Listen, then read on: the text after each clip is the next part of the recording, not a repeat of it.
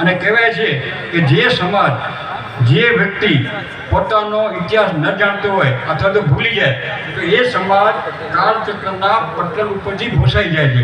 આજે મેરુ પરિવારે એક એવું જબરદસ્ત કામ કર્યું છે કે જેનાથી આપણો પોતાનો આત્મસન્માન વધે, આત્મગૌરવ વધે. આપણે આપણા પૂર્વજોને યાદ કરીએ તો એનાથી કેટલું બધું છે. આપણા પૂર્વજોમાં ચારણ જાતિમાં જન્મ લેવો એ ખરેખર માતાજીની ખૂબ ખૂબ કૃપા છે. જેટલા દેવીઓ થયા એ આપણા ભાગ્યમાં ગાળકોળમાં જન્મ થયા. સાહિત્ય કે સરસ્વતીની ઉપાસના કરવી હોય તો એ પણ ચારણો દ્વારા થઈ. આખા સમાજને માર્ગદર્શન આપ્યું.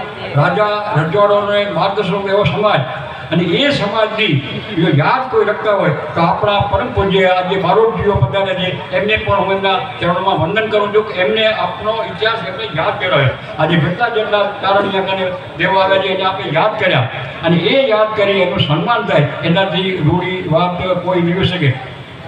આજે હું યાદ કરું આપણા સૌના શિરમોર મેરુ પરિવારના એક આનંદજી મેરુ સાહેબ હોય, બ્રજમાનજી મેરુ હોય કે જેઓએ બ્રજભાષા પાઠશાળા કચ્છમાં અભ્યાસ કર્યો હતો. બ્રજભાષા પાઠશાળા એક એવી પાઠશાળા હતી કે જે ચારણોનો આખા મતલબ કે ભારતમાં આવી કોઈ પાઠશાળા હતી નહીં, અને એમાં ઘણા બધા ચારણો રાજકવિઓ થઈ ગયા. એમાં કાંતરજી મેરુ, બ્રજમાનજીનો ફોટો પણ આપણે આપ્યો છે, એને આપણે પરિચય ગયા, અને એમાં અભ્યાસ કરવામાં આવતા હતા. એમાં મારા પૂર્વજ એક હમીજી રત્નના આદેશ સ્થાપક હતા, અને એ આદેશ સ્થાપકે માતાજીની એક સ્તુતિ કરી છે.